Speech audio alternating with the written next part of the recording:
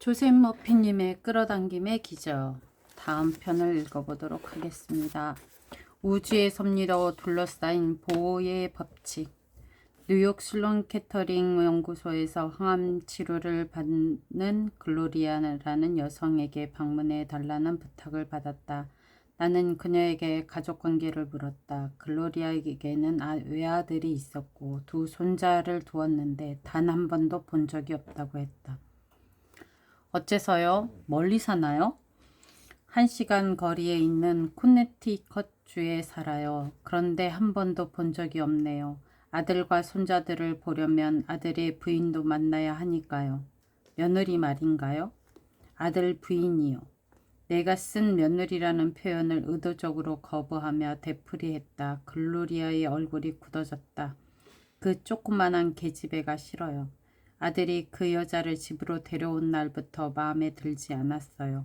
아들이 그 여자를 왜 좋아하는지 이해할 수가 없어요. 너무 늦기 전에 아들의 눈이 뜨이게 해달라고 기도할 뿐이에요. 아드님이 결혼한 지는 얼마나 되셨습니까?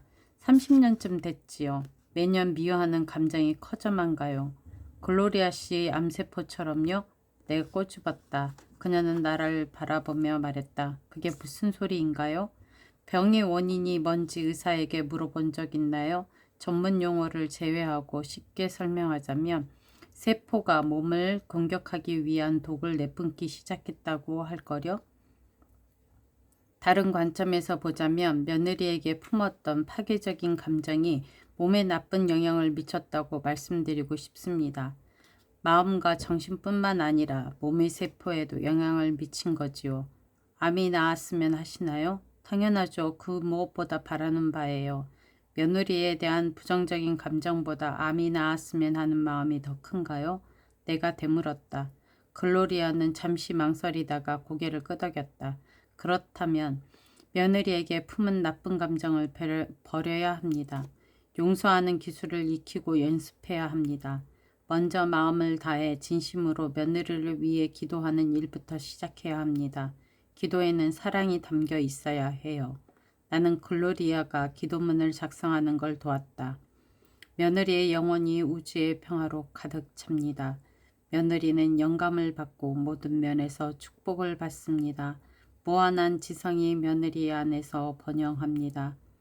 우주의 법칙이 며느리를 위해 움직입니다. 우주의 법칙이 그녀의 내면과 주변에 효과를 발휘합니다. 마음과 영혼이 며느리를 도와준 것을 느낍니다. 언제라도 며느리가 떠오르면 그녀가 잘되길 빌어줍니다. 나는 이제 자유롭습니다. 용서의 정신은 성격에 큰 변화를 가져왔고 항암치료 등 다른 요법과 함께 시너지를 일으켜 놀라운 치유가 일어났다.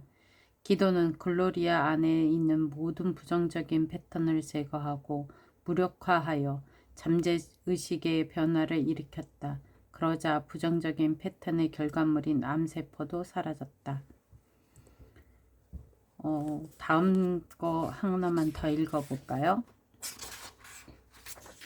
나는 내가 믿는 대로 된다. 몇 달 전 나는 밀턴의 집에 초대받은 적이 있다. 밀턴은 매우 친절한 남성이었다.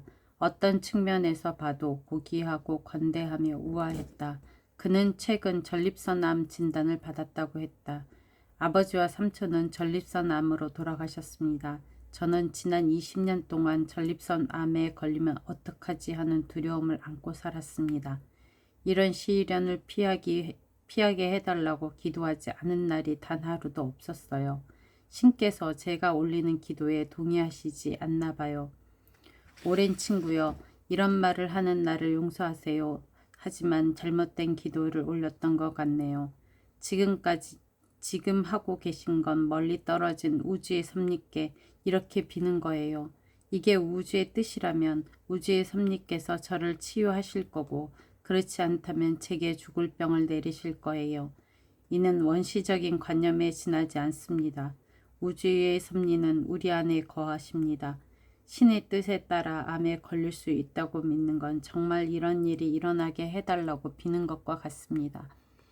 이런 연유로 암이 발병한 거지요. 박사님의 말씀이 맞다 칩시다. 내가 살려면 어떻게 해야 할까요? 병이 호전되기를 믿고 기운을 내세요. 무한한 지성께서 의사가 처방한 치료를 효과있게 하리라는 확신을 가지고 치료에 임하십시오. 마음속에서 암이 치유되었다는 걸 느끼면 잠재의식이 그에 따라 반응할 것입니다. 나중에 나는 밀턴에게서 전립선 암이 완치되었고 신체적 영적으로도 전반적인 건강이 호전되었다는 소식을 들었다. 앤은 와이오밍주 시골 마을 출신의 젊은 여성이었다. 그녀는 로스앤젤레스의 한 회사에서 일했다. 공개 강연을 마친 어느 날 앤이 나에게 다가왔다. 혹시 저를 도와주실 수 있으세요? 수줍음이 많고 소심해서 다른 사람들이 인사를 건네도 얼굴을 붉히고 고개를 돌려요. 남성들과 어떻게 어울리는지 배운 적이 없어요. 아마 절대 못할 것 같아요. 그래도 하고 싶은 거죠. 외로운 게 싫어요. 가정을 꾸리고 싶고 누군가를 행복하게 해주고 싶어요. 조금 더 이야기를 나눈 후 나는 그녀에게 어떻게 하면 소망을 실현할 수 있는지 설명해 주었다. 일단 자신을 소심하고 수줍은 사람이라고 보는 시각부터 버려야 했다. 그녀는 남성이 자신을 흠모하고 원하며 보살펴 주기를 원했다. 내 제안에 따라 앤은 문구점에서 일기장을 샀다. 자신을 흠모하는 남성들과 데이트한 내용을 상상한 후 일기를 채워나가기 시작했다. 매일 저녁 앤은 따로 시간을 내서 데이트하는 장면을 상세히 묘사했다. 데이트는 항상 긍정적이고 만족스러웠다. 앤은 직장 동료와의 대화가 더 이상 부담스럽지 않았다. 금요일 저녁에 동료들이 밥을 먹으러 가자고 했을 때 앤은 기꺼이 수락했다. 그중 한 청년은 예전부터 그녀를 흠모해 왔기에 그날 저녁 내내 앤에게 호감을 보이며 이야기를 나누었다. 헤어질 때가 되자 그는 다음에 또 만나자고 부탁했다.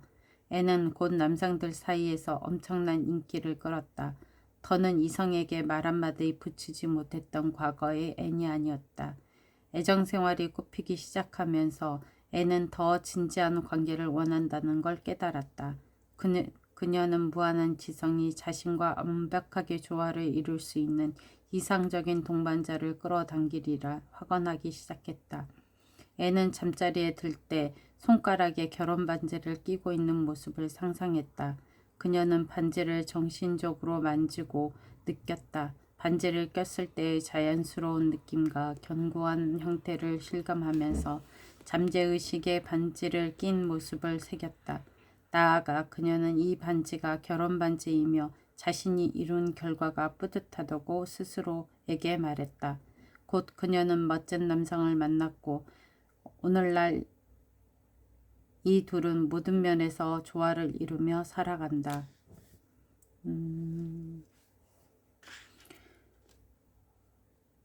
우등생이 되는 비법. 어느 날 데이비드가 나를 찾아와 고민을 털어놓았다. 아들 샘이 무척 걱정돼요. 고작 11살이지만 미래가 암울할까 두렵습니다. 얼마 전 담임선생님이 샘에게 학습장애가 있는지 검사를 받아봐야 한다고 말씀하셨어요. 샘은 특수교육반으로 옮긴다는 이야기이기도 있어요. 이게 무슨 뜻인지 잘 알아요. 지적장애가 있다는 말을 정중하게 돌려 말한 것이지요.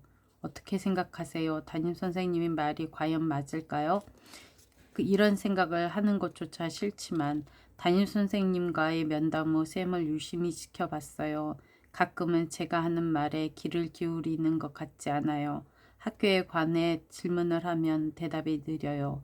질문이 머릿속에 잘 들어오지 않는 것처럼요. 어떤 직종에 종사하고 계십니까? 광고 카피라이터입니다. 부서장이 아주 교묘하게 광고 문구가 형편없다고 데이비드 씨를 반쯤 설득했다고 가정해 봅시다. 어깨 너머로 계속 힐끗거리며 맡긴 업무에 관해 평상시에 할 법한 질문을 합니다. 어떤 영향이 있을 것 같습니까? 언제 실패해도 이상하지 않을 것 같은데요.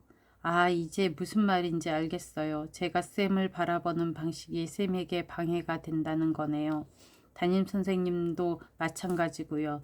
문제라고 점찍고 바라보기 시작하면 모든 게 다 이상한 게 보이잖아요. 그렇습니다. 조금 더 이야기를 하지요. 아들에게 지적 장애가 있을지도 모른다는 데이비드 씨의 잠재의식의 믿음이 샘의 잠재의식과 소통한 거지요. 잠재의식은 내가 두려워하는 일을 현실로 옮깁니다. 끔찍하군요. 저는 아들에게 도움을 주고 싶지 해를 끼치고 싶지 않아요. 어떻게 하면 될까요? 현재 의식의 믿음을 바꿔야 합니다.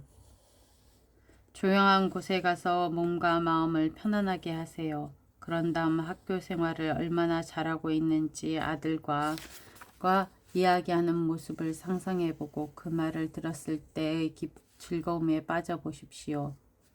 하루에 3-4번씩 반복해보세요. 선생님의 칭찬이 적힌 성적표를 가져다주는 아들을 상상해보세요. 성적표를 받았을 때의 확실한 느낌과 흰 종이에 검은색으로 선명히 적힌 글자를 보세요. 그리고 와 정말 잘했어. 계속 이렇게 해보는 거야. 라고 말하는 자신의 모습을 상상하십시오. 데이비드는 조언을 받아들여 이미지가 잠재의식에 침투하여 생생해지고 확신으로 자리 잡을 때까지 몰두했다. 아들은 이에 아름답게 반응했고 학급에서 성적이 가장 우수한 학생이 되었다. 아버지는 마음속에 품었던 생각이 열매를 맺는 것을 경험했다. 아버지의 기도는 잠재의식의 지능과 지혜가 아들의 마음속에 솟아나게 했고 아들은 아버지의 확신에 부응했다. 오늘은 여기까지 읽겠습니다.